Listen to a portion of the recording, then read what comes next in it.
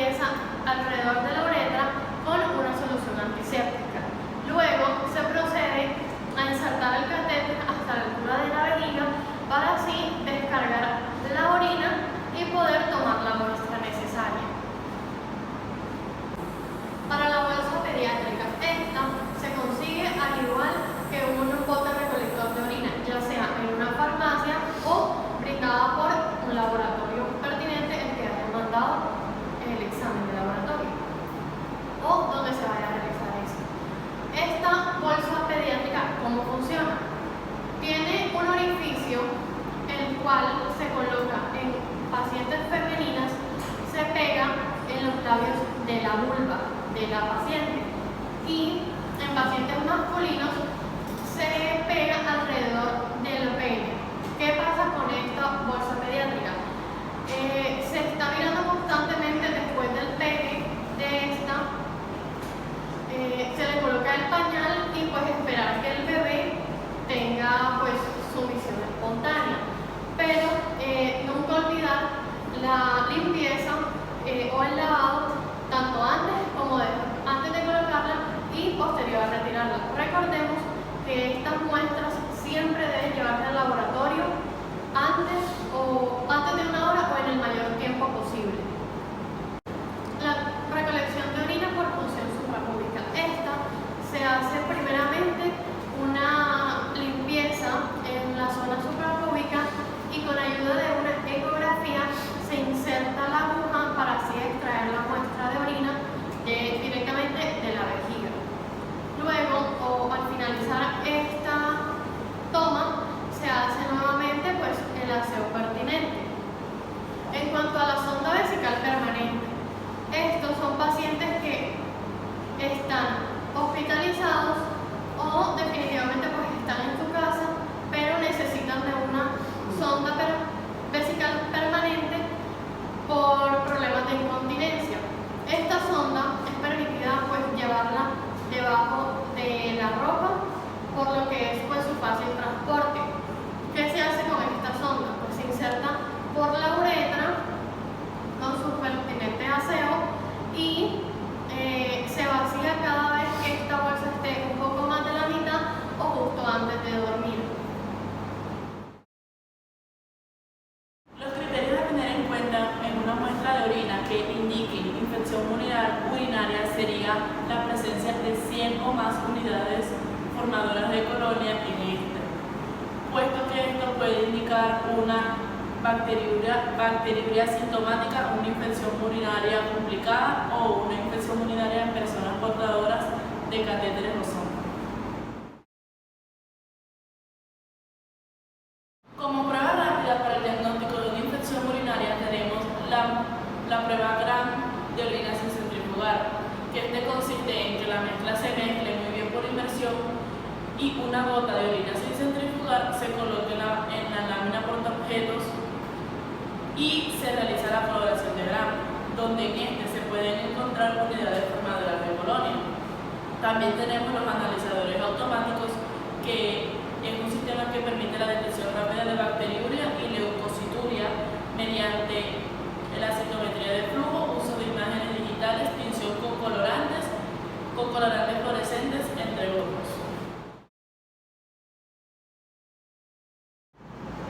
Para describir el algoritmo de decisión para un procesamiento de cultivo de orina por pruebas no invasivas, nos vamos a ayudar de este cuadro, el cual tenemos que tener muy pendiente lo que son el número de aislamiento.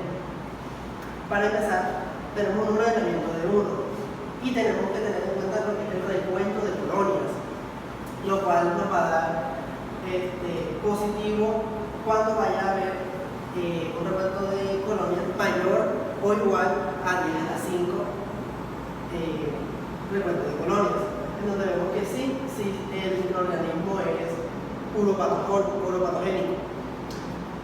Y es negativo si el recuento de colonias viene siendo menor a 10 a la 4, en donde vemos que se tendría que repetir la muestra. Siguiente tenemos el número de aislamiento número 2, en donde tenemos que si es mayor o igual a los dos números de aislamiento a 10 a la 4, tenemos que ahí microorganismos uropatógenos. Y pasa lo mismo que en el caso anterior, que si son los dos números de alimentos menores a 10 a la 4, se tiene que demandar de nuevo la muestra y no permitirá el reporte de la actividad descriptiva del organismo. Tenemos mayores o iguales a 3 números de aislamiento, y entonces tendremos que ver que ya para descartarlo tenemos que ver que el número de recuento de colonias tiene que ser mayor, una colonia mayor a 10 a la 5, en donde se puede realizarse el aislamiento con este valor que se nos da y no es necesario mandar otra vez el cultivo. Pero si bien es cierto, eso lo podemos decir también que con un recuento mayor o igual a 10 a la 4 y un recuento menor a 10 a la 4, el aislamiento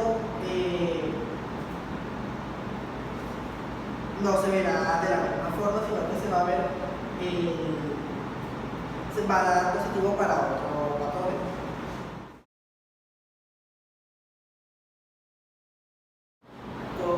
Para poder decir que una prueba es positiva o negativa, tenemos que ver qué prueba es. Por ejemplo, tenemos la función suprapúbica, que nos va a dar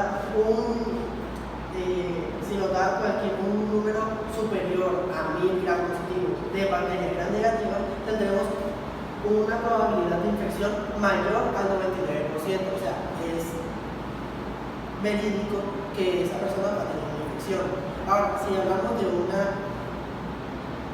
sonda vesical, un cateterismo vesical, hablaremos que hay infección únicamente cuando se vea un crecimiento bacteriano en la muestra de orina.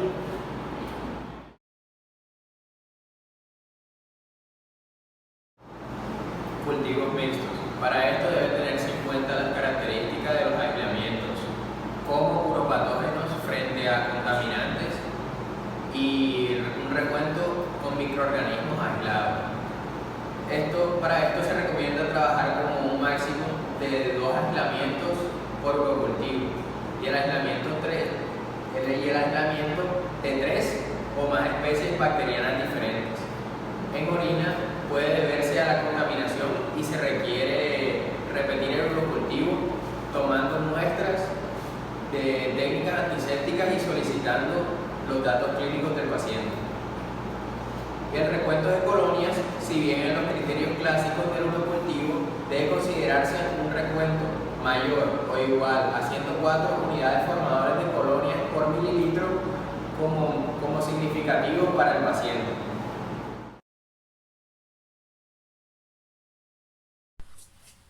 Bueno, mi nombre es ahora Cristina Arias y yo les vengo a comentar sobre las implicaciones clínicas, interpretación de pruebas diagnósticas que se deben considerar en muestras de orina. Vamos a hablar sobre los patógenos infrecuentes, la pylori estéril, el Streptococcus beta-hemolítico del grupo B y Cándida. Bueno, empezamos a hablar sobre aislamiento de patógenos infrecuentes y vamos a encontrar un microorganismo que será Corynebacterium urealyticum, que se debe sospechar en aquellos pacientes que padecen de urolitiasis, que son aquellos pacientes que presentan cristales a nivel del tracto urinario. También vamos a encontrar aquellos pacientes que fueron manipulados tuvieron una manipulación urológica o trasplante renal. Las muestras deben sembrarse en agar sangre para Haemophilus influenzae y para influenzae. Debemos sospechar en niños con anormalidades estructurales del árbol urinario, con signos clínicos y paraclínicos, porque son más atrayentes a una infección del tracto urinario. Cuando vamos a encontrar un cultivo negativo o fallas terapéuticas, las muestras deben sembrarse en agar chocolate suplementado para el microorganismo Staphylococcus aureus, que puede significar una bacteriemia o absceso renal, por lo cual siempre debe realizarse una identificación y susceptibilidad completa y comunicar los hallazgos clínicos a la persona que que le realizó el examen. Bueno, el segundo aspecto a considerar es la piuria estéril, que hace referencia a la observación de 5 a 8 leucocitos por campo en el examen citológico de orina con urocultivo negativo. Puede verse una manipulación del tracto urinario, por ejemplo, cuando la muestra es tomada por cateterismo vesical, urolitiasis, etc. Es importante hacer una coloración de Gram, una tinción de Gram, pues observaremos al microorganismo en esta tinción y no obtendremos crecimiento en los cultivos. Podemos hacer sospechas de una infección por bacterias anaerobias o microorganismos de crecimiento lento. Si es el caso que no vamos a encontrar un microorganismo, y sospechamos de una bacteria que sea anaerobia o de crecimiento lento, se recomienda tomar las muestras por punción suprapúbica y sembrar en medios de enriquecimientos y medios anaerobios.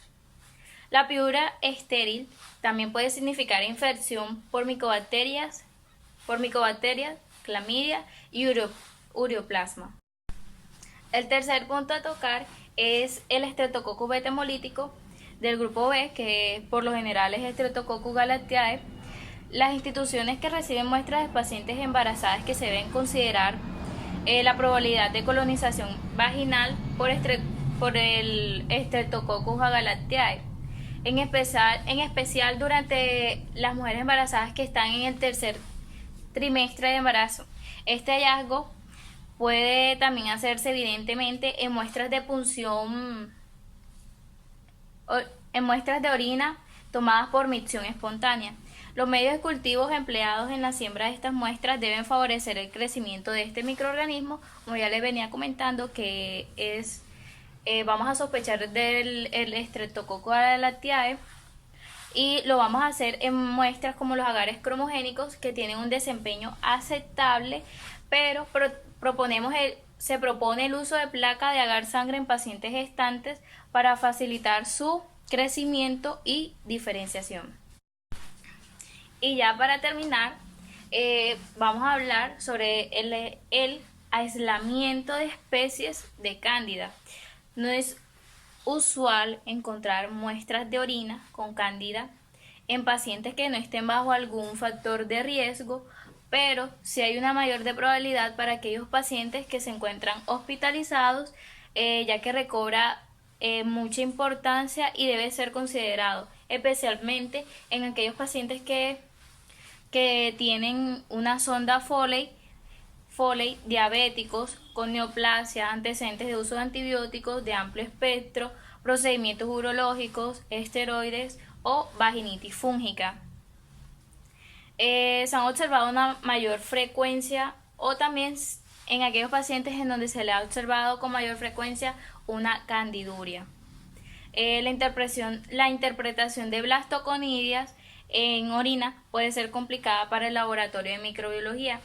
Por lo siguiente, se deben hacer algunas acciones, como revisar la forma de recolección de la muestra, identificar los factores de riesgo, como lo es solicitar los datos clínicos en la orden médica. En pacientes con factores de riesgo o visualización de blastoconidias en el sedimento urinario o en la tinción de Gram de orina sin centrifugar. Se propone incubar los urocultivos hasta 48 horas y utilizar medios apropiados que faciliten su crecimiento. Es importante diferenciar al menos entre Candida albicans y otras especies, particularmente en pacientes con fallas terapéuticas o antifúngicos convencionales. Ver los resultados del urocultivo por medio de las unidades formadoras de colonia. En conjunto con el urocultivo, ordenar antibiogramas y con ayuda de estos dos, precisar cuáles son los microorganismos presentes y establecer el mejor tratamiento